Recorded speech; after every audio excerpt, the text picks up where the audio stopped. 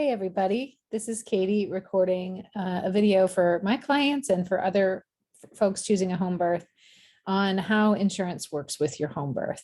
So if you have an HMO in San Diego County, for example, Sharp or Scripps or Kaiser, or it could be an HMO with Cigna, those HMOs are not going to help you pay for a home birth because there's no contracted providers in network with those HMOs. Medi-Cal is also an HMO. And in Medi-Cal and TRICARE's case, there are some midwives in San Diego County contracted with Medi-Cal and Kaiser. It's tricky though, so I'm not going to go into that in this video. In the case, if you have a PPO, I want to go over how it works with you. So if you have a PPO and your PPO says that they cover home birth, which we can figure out through a verification of benefits, your midwife can run one of these for you, or you can try to do it yourself. So what that's going to tell you is your share of cost, your deductible, and whether an out-of-hospital midwife and an out-of-network provider could be covered at an in-network rate.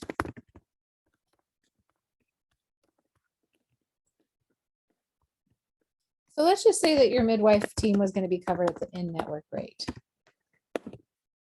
The problem here is that in my case, I charge $6,500 to the client and a little more than that to the insurance companies. So $6,500 is what the client is responsible for. And then we tell the insurance, well, we did the birth, we did all the prenatal care, we did the postpartum visits for the mom, and we did the newborn visits, right? And we're telling you that you're only going to pay this for that, but this amount, the total that we can bill for these depends to your insurance company, depends on what happens at every visit. So if during a prenatal visit, we have a complex visit and we go over a lot of things and it takes a long time, we can bill more to your insurance company, right? If your birth takes longer, we can bill more. If, in our case, we do new postpartum home visits, so we bill for those as complex visits. And then for the newborn, same idea.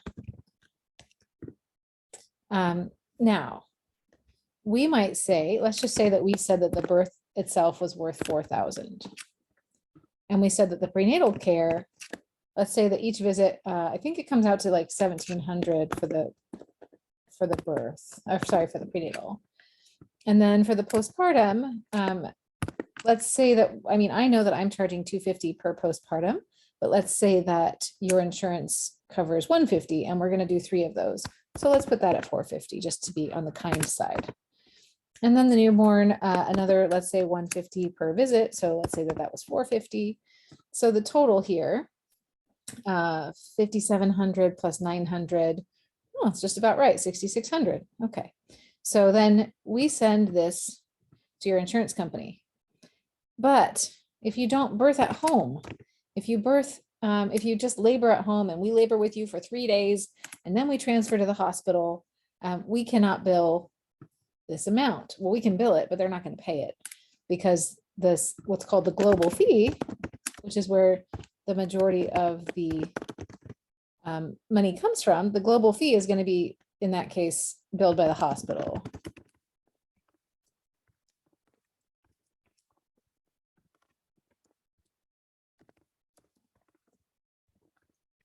Right?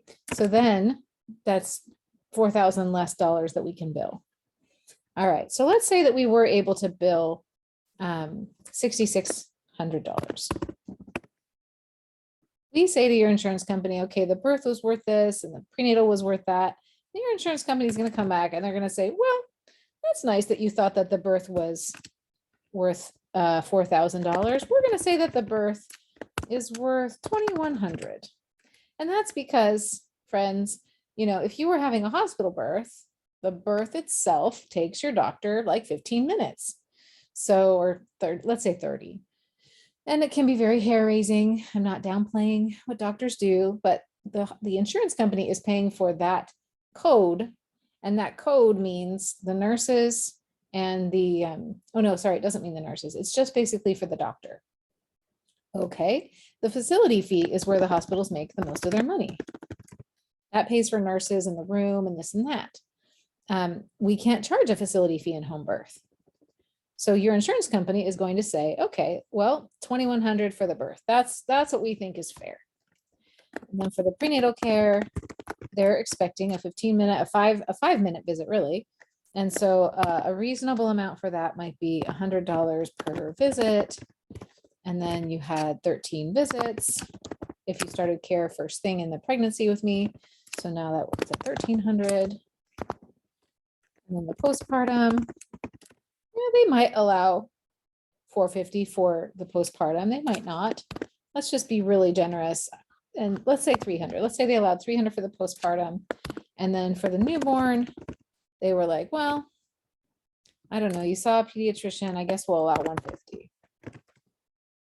So the total there, 2,100 plus 1,300 is 3,400, 3,700, 3,850. So the total allowed amount in this case would be,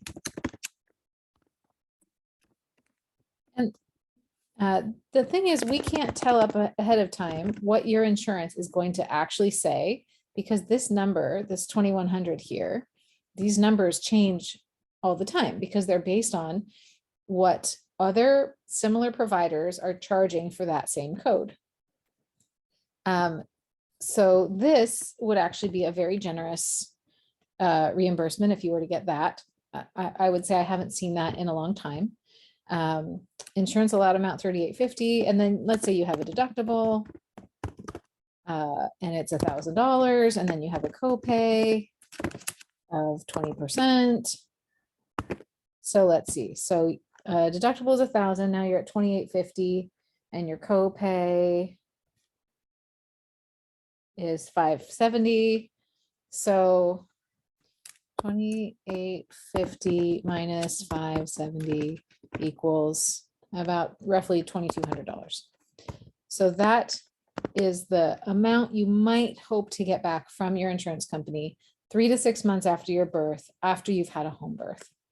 And I really want y'all to see this so you know that what's fair and what's true. If you get more than that, hallelujah. If you get this much, frankly, for me, it's still a hallelujah. I wish it was better. I'm working to see that change happens, but right now that's how it is. So that's for an in-network reimbursement.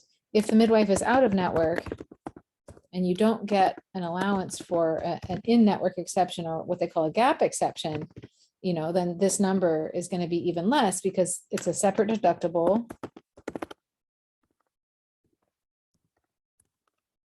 And it's a separate deductible, and it's usually a lower amount the insurance pays.